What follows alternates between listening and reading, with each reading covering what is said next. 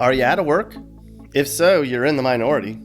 If you've been paying attention, only 3.5% of the population's unemployed right now. That's the lowest it's been in the last 50 years. And there's plenty of jobs out there too. Lots of companies can't hire enough people, especially in blue-collar industries like trucking and construction, in technology, and in high-level healthcare. If you don't have a job now and you're looking, it shouldn't be long until you get one. If you've been out of work for a long time, you're likely lazy, except for very special circumstances. So the economy's booming, and companies can't grow fast enough to keep up with demand. But of course, there's going to be some states where the job scene is the worst. Not always terrible, but somebody has to finish last, right? In today's video, we're going to tell you which states are the worst for jobs and where job growth is falling behind. But we're also going to give you some great ideas on some cool jobs that you can apply for and probably get hired for immediately too. Because we like to give back like that. So get off the couch and put on a tie as we bring you the worst states for jobs with job assistance. Hi ho, hi ho, hi ho, hi ho, it's off to work we go. Hi ho, hi ho, hi ho, hi ho, hi ho, it's off to work we go. Hi ho, hi ho, hi ho, hi ho, hi ho. Okay, so in order to identify with somebody without a job, we should probably live the life of a jobless person, which means you're gonna drive a crappy car today. The Made in America 1978 Ford Pinto I drove in a previous video is highly popular, so I'm gonna let you borrow it to look for work. Don't bring it back with an empty tank. Unfortunately, the heaters don't work well on this car, and that's too bad, because your first stop is in the state of Oregon. In Oregon, the unemployment rate is currently 4.1%, the 12th highest in the nation. But we factored in more than just a current snapshot of the job situation to cast a wider picture. We also measured job growth over the past year. There are 12 states with negative job growth right now, and 3 where job growth is 0. Oregon is one of those 3. So, a 4.1% unemployment rate and a 0 job growth rate means Oregon's job quotient is 4.1. Just last month, Oregon added only about 200 jobs, following a loss of 900 jobs a month prior. Most of those job losses were in retail. The previous 5 years had been great for the Oregon job market, as the state averaged a gain of 3,000 jobs a month during that time. But if you're in the healthcare or manufacturing industries, those are still growing fast in the Beaver State. Off you go in your rock and ride as you pull into the always economically bullied state of West Virginia. No surprises that West Virginia is towards the bottom when it comes to jobs. The Mountain State's 4.7% unemployment rate is the 5th worst in the country, but West Virginia's job growth has been kind of steady, growing at 0.4%, which is actually the 6th highest rate in the US. That gives West Virginia a job quotient score of 4.3. Now let's compare that to our best state for jobs in the USA, Colorado, which has a 2.7% unemployment rate and a 0.8% job growth rate, for a job quotient of 1.9. The state with the lowest unemployment rates, Vermont, where only 2.2% of the population is out of work. New Jersey and Alabama are tied with Colorado with the best current job growth rates. Back to West Virginia, the construction industry here has been the fastest growing of all, despite the fact that there are more people leaving the state than moving to it. Leisure and hospitality jobs like hotels and entertainment are growing here. Logging and mining, traditional blue-collar industries, have lost jobs. Across the nation, blue-collar jobs are booming, and they can't find enough people to fill the openings. Much of that's because so many kids spend 4 years earning a liberal arts degree, only to leave college with debt and low-paying entry-level positions. Blue-collar jobs just aren't cool. Another factor for a lack of blue-collar growth, people can't pass drug or background tests. Which state is our 8th worst for jobs? Kentucky is. Hey, why are you at the bar? Shouldn't you be looking for a job? Here in Kentucky, the unemployment rate is 4.4%, which is the 7th highest rate, and the job growth is minus 0.1%. Minus 0.1% means that there have been a loss of about 18,000 jobs over the last year here. Like other states, Kentucky's job gains came in healthcare, education, and manufacturing, and the state saw job losses in mining and logging, as the U.S. is slowly moving towards cleaner energy like natural gas. I got a part-time job as a coal miner. What? Why would you want to be a coal miner, Mappy?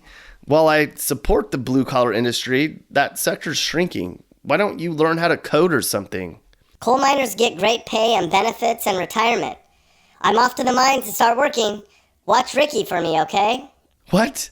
You're leaving your kid with me. You left your dog with me last week. Now I'm babysitting? I already have a job, Mappy. Mappy? So while I'm stuck babysitting a kid that might not even be Mappy's blood baby, you guys get to take the Pinto to North Carolina. North Carolina has a 4.1% unemployment rate, which is the 12th worst. But the Tar Heel state saw its job sector shrink by 0.4%, which is the third highest rate of job losses in the nation. I live here in North Carolina. I know that there's a ton of jobs in technology and healthcare that can't be filled because they can't find qualified candidates. What they don't need here, and in many other states, are 4-year liberal arts degree holders. That's a trend nationwide, as the job outlook for recent grads is the worst since 1990. Here in North Carolina, if you know how to code, or you're a high-level healthcare worker, you'll have too many jobs to choose from. The lesson here is, today, kids coming out of high school should be seriously thinking about either trade school or medical school. That means either 6 months of school or 8 years of school if you want to get ahead. You're off in the rusty Pinto up to a Rust Belt state, Michigan, at least the lower part of the state. In Michigan, the numbers are very similar to those in North Carolina, a 4.2% unemployment rate and a minus 0.3% job growth rate, resulting in a job quotient of 4.5. Michigan has lost 6,000 jobs in manufacturing. Some people have said that a trade war with China is part of the problem. Other states like Pennsylvania and Wisconsin have seen similar dips in manufacturing jobs. Of course, the auto industry is a big deal in Michigan, but slowing sales and rising inventories are leading to slight production costs and job losses. Basically, people are buying less cars lately. However, if you're a Michigan resident and you're not motivated enough to be retrained, there's a lot of jobs here that are currently open. There were 3,847 jobs listed on Monster, but the best jobs are on Craigslist. Like, you could be a DoorDash driver and deliver food for lazy people. You could be a telephone political interviewer, whatever that is. Or you could be a bed warmer and make $83,000. What the? Okay, so you get paid to lay in somebody's bed and warm it up for them? Besides really rich people, apparently some hotels will hire people to wear full body fleece and roll around in your bed for 5 minutes before you get to your room. What is going on here, people? Off you go to our 5th worst state for jobs, Washington. Why are you at the casino? You don't have a job. I hope you're not using your welfare check to gamble. In Washington, the unemployment rate is 4.6%, the 6th highest in the nation, and the job rate has shrunk by minus 0.2% in the last year. The state of Washington saw a net loss of 1,600 jobs in the last reporting month. The largest job growth was in retail, technology, and construction. Manufacturing jobs are down here too. But unlike other states we've seen, Washington lost jobs in education and healthcare. One interesting side note is Seattle's minimum wage hike to $15 an hour. It actually made things worse for the Seattle economy. Because of the standardized new law pay rate increase, businesses were forced to cut back on the number of hours they employed people, meaning they hired less people overall. Conservatives were quick to point out that this was another failed experiment in socialism.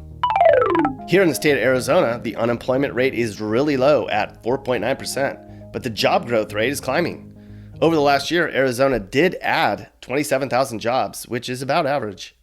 Did you know Arizona's job growth rate is expected to grow really fast next year?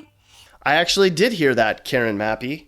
Apparently, the state's quickly growing population is adding retail, construction, and manufacturing jobs at a quick pace. So maybe Arizona won't be on this list next year. Hey, so how do you feel about Mappy wanting to work in the coal mines? Are you worried about his safety? No, he can do whatever he wants. Maybe if he makes more money, I'll get a boob job. A boob job? Juan, why don't you pay for it? I hear people are going to Mexico to get cosmetic surgery these days. Maybe you know somebody? No money. Yeah, I know you don't have any money, and you don't have a job either. So here I am babysitting Mappy's kid, who's actually a pretty chill baby, I have to say. And Mrs. Mappy and Juan are talking about boobs. Something's not adding up here. Anyways, you're off to New Mexico, our third worst state for jobs. Here in New Mexico, the unemployment rate is tied with Arizona at 4.9%. However, unlike Arizona, which is making strides, New Mexico's job growth rate was essentially zero. So that means 1 in 20 people's out of work here and will likely remain out of work for the foreseeable future. On the bright side, we did some digging for you, New Mexicans. Here's a handful of the 13,720 open jobs right now in the land of enchantment. You can be a ranch hand.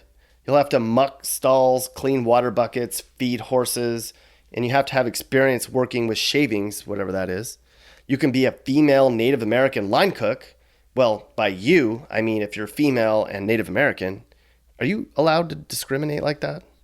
Here's a good one. You could be a sign holder. It pays about $12 an hour. I'm sure there's no drug test for that, if that's your thing. Okay, so you're almost done on your bad state job crawl. The next 2 states are far worse than the other ones we talked about.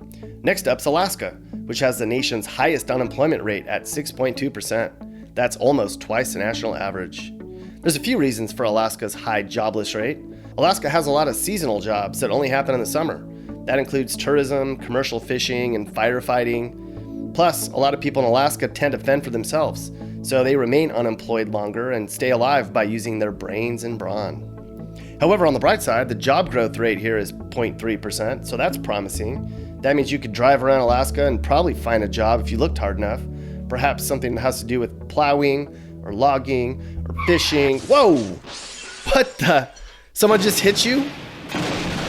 And my Pinto just exploded. You just exploded my Pinto.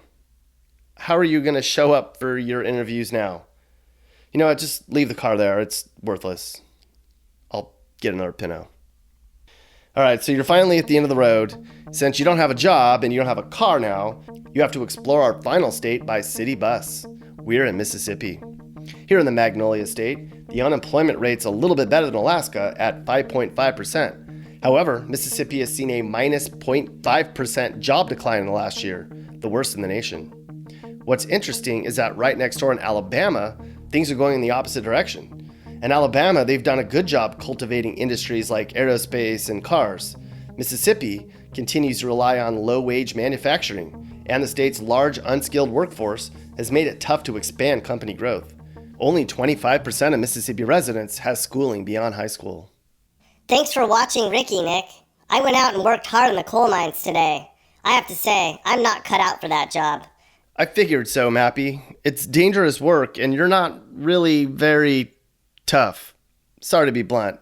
But hey, you gave it a shot. To be honest, I think you should spend your extra time with your wife. She's being wooed by Juan, and you have 4 kids at home and a dog that won't stop pooping everywhere. Yeah, you're right. I think in the next video, I'll take Karen out on a date. Good idea, Mappy. So that's it, everyone. The worst states in America for jobs. Hope you learned something. I know I did. Seems like white-collar jobs such as healthcare and technology are growing, but having trouble filling jobs. And certain blue-collar sectors would be growing too, if they could find qualified workers. I think the biggest takeaway is a 4-year liberal arts degree is not as valuable as it once was. There's a bunch of great, high-paying jobs out there, people. We just need to develop the skills to fill them.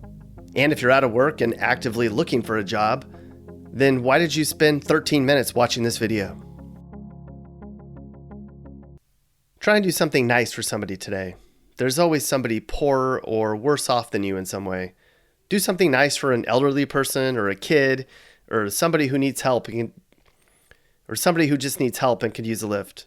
Maybe it's money or some assistance or just a small gesture. Hey guys, if you learned something new or you just like this video, make sure to like it. And if you really like this video, make sure you hit that subscribe button so you get all of our videos about what it's like to live in different places in America. Peace.